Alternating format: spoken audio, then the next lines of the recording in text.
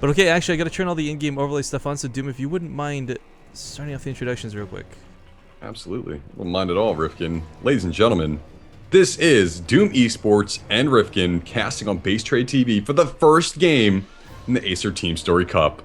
Spawning the upper right-hand corner of Whirlwind, he is the blue Terran player from Team Axiom. It is none other than Ryung. And his opponent, opening the day for Mouz Sports, spawning here in the lower right corner of this 4-player spawn map. It is Mouz hOpe. And this is, of course, the Acer Team Story Cup, so you guys will always see the score displayed here in the top right corner of the screen, being the fact it's the first game. Obviously, there's nothing to see, but Mouz Sports versus Axiom. Axiom versus Mouz Sports, it doesn't matter because we're going to have good games one way or another. Indeed, indeed. And starting off with TVZ Classic matchup, we saw a good amount of TVZ over the weekend at WCS Global Finals. And it does appear as though Ryung will be going for a command center first here, and can't blame him on Whirlwind, one of the biggest, in fact, probably the biggest map in the map pool, and one of the older ones, as we were mentioning before. Yeah, I don't know, scouting is going to be important for hOpe, of course. We see the drone coming out to scout this, because he doesn't quite know what's going to be coming out of Ryung. You can never...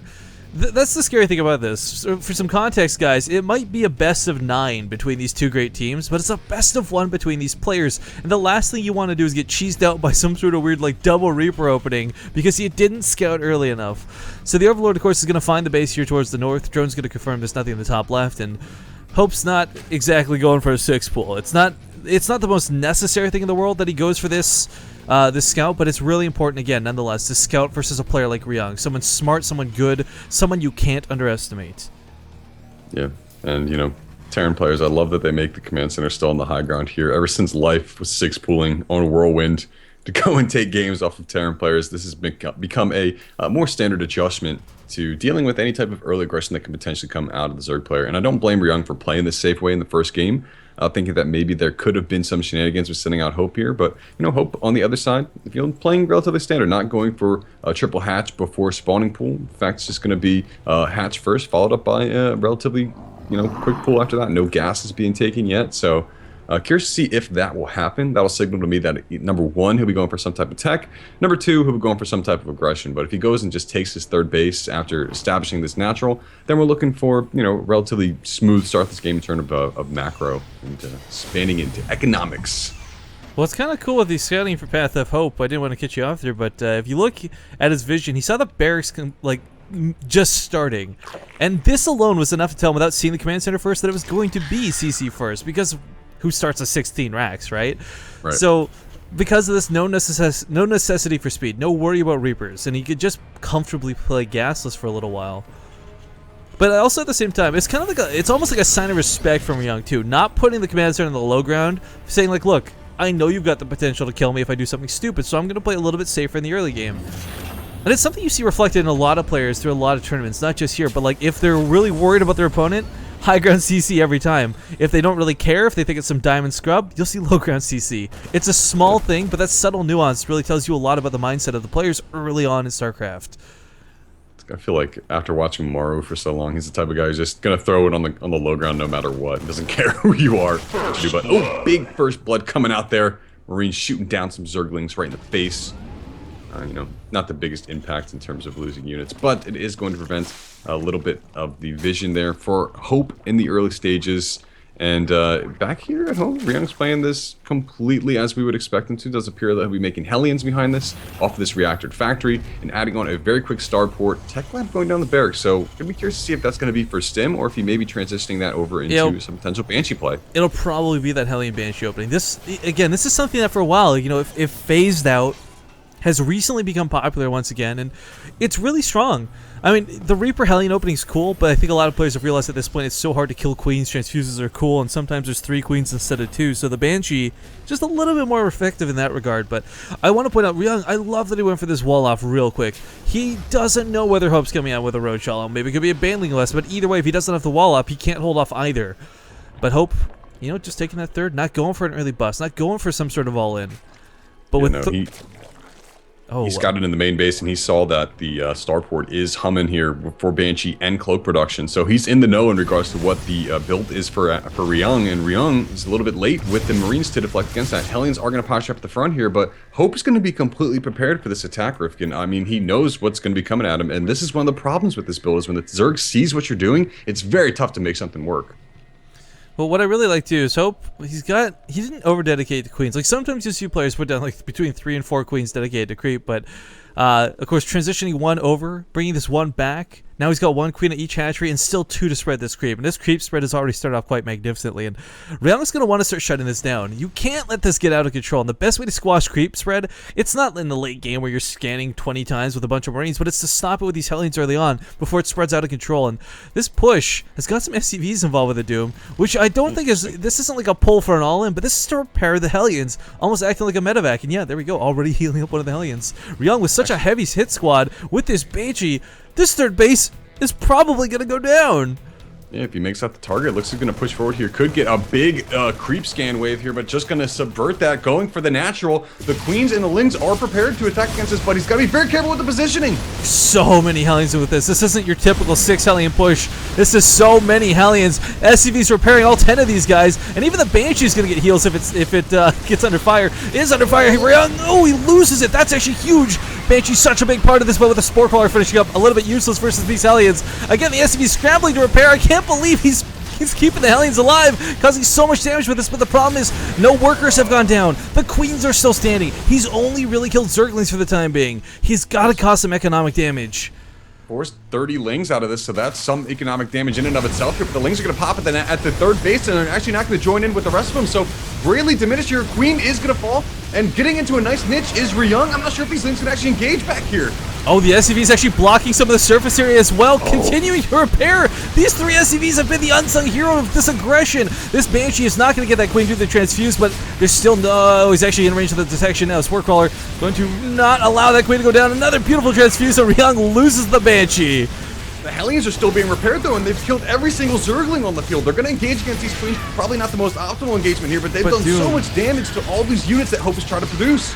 Yeah, the resources lost is kind of even, but unfortunately, we look at the workers lost, and the only 3 workers killed out of Ryung were the 3 he brought across the map, and Ryung only killed 3 drones in churn, so lots of lings fried there, but was 68 lings worth that push? I can't feel like it was.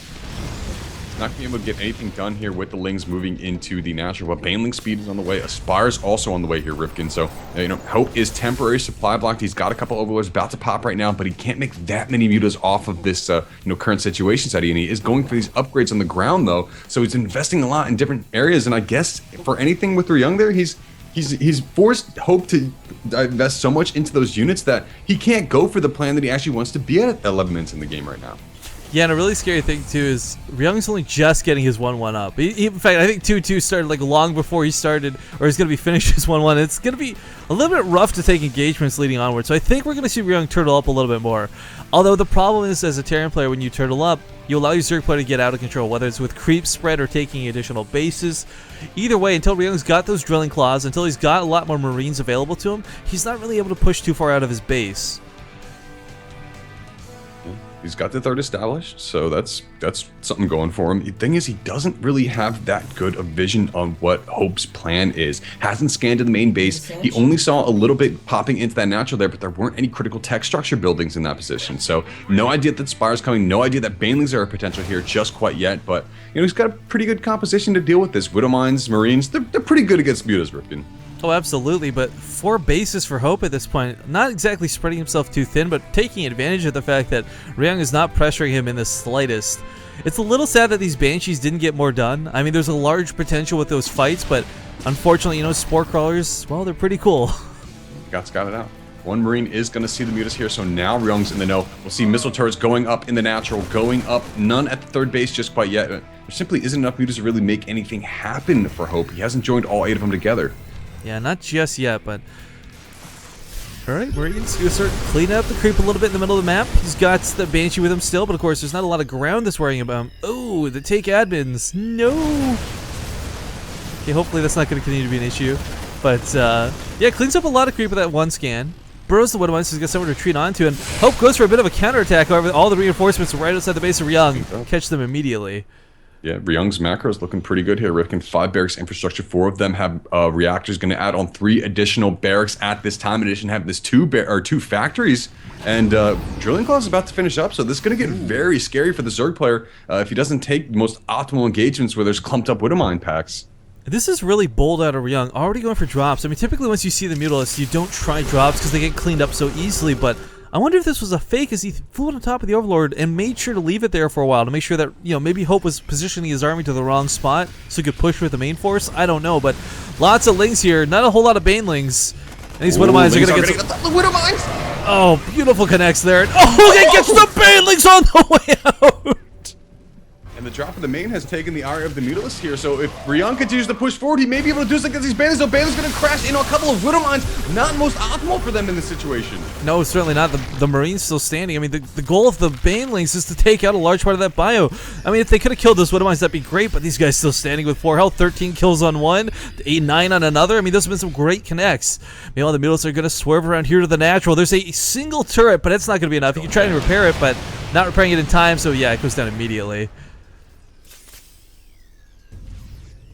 All right, well. Ryung, gonna add on more missile turrets, recognizing the urgency of that point, and those Mutalisks may be able to ruin his day if they do get in there. Overall supplies for these players, Rifkin, 185 to 186, looking very, very even in that regard. 108 army supply for Ryung, 102 for Hope, and you know, well, looking at the upgrades, so +2 is about to finish up for Ryung here. For Rifkin.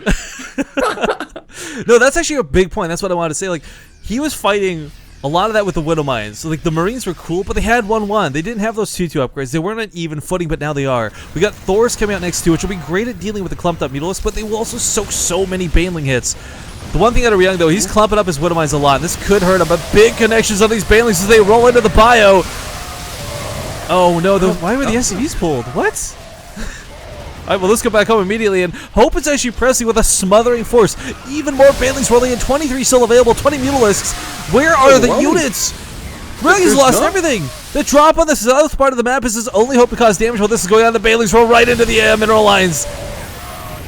Boom goes the first initial connections. SCV's clumping up. We're going to get picked off by the Mutalisks, if nothing else. He picks a couple up with the Medivacs, but Ryung has lost this base. He's lost control of things, and the small amount of Marines coming out going to get picked off. Oh, dude, this is not looking good at home for Ryung. Trying to assault the 4th base as well of Hope here, but that's going to get cleaned up. There is a single Widowmine that may be able to do some damage, but beyond that, he doesn't really have that threshold that's going to be killing anything at this point. I mean, he's got this 4th base established to the north, trying to become a planetary fortress, but Hope appears to be beelining towards that. No, he's going to turn around. Hope. No, he's going to switch back. Hope doesn't know it's there, but he does now. Oh, should probably cancel the planetary. Even more devastating for Ryung in this situation, Rifkin. Yeah, well, at least he cancels it, so it's going to minimize losses in that regard, but Widowmine looks like it was picked off here at the base of Hope.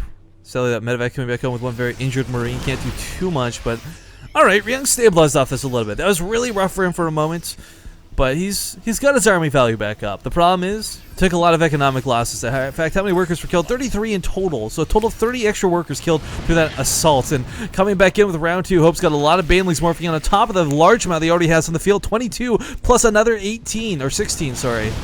I don't know if Ryung's going to be able to overcome this. We're going to have to see, though, charging forward with the same. Not so many Banelings. There's +2 upgrade attacks on these Mutalisks. Those are very strong in attack regards. And here we go, the Flood coming through, Rifkin! Oh, Ryung is just being once again smothered by these Banelings. And with the Marines gone, the Mutalisks can just overpower whatever is left, and there's not a lot left. Lifting up the command center, the 3rd, losing so many mules under this, so many SCVs, up to 54 workers killed. Economic damage is certainly being dealt, and Hope was a questionable first send out for Mouz, but he's proving that he's worthwhile. Coming here into the natural, there's just not a lot to defend. Dropping drastically 75 to 174 total for Hope here. And missile turrets. Good game! Hope is going to secure the first victory of the day for Mouz Sports. Wow.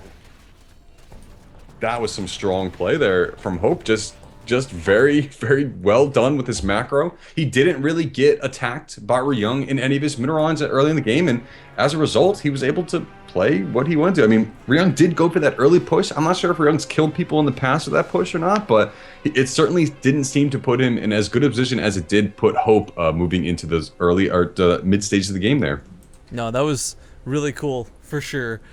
But there's there's not a lot of advantages to losing an early game. However, you get to see what your opponent's got. Like, they know Hope's available. They've seen the way he plays.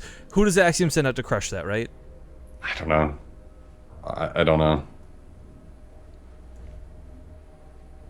I'm assuming you throw a Protoss out. Well, we'll find out in a moment, guys. We're going to toss out some ads really quick. We'll get into the next game. Looks to be Alicia, actually, but we'll be back in a moment, guys.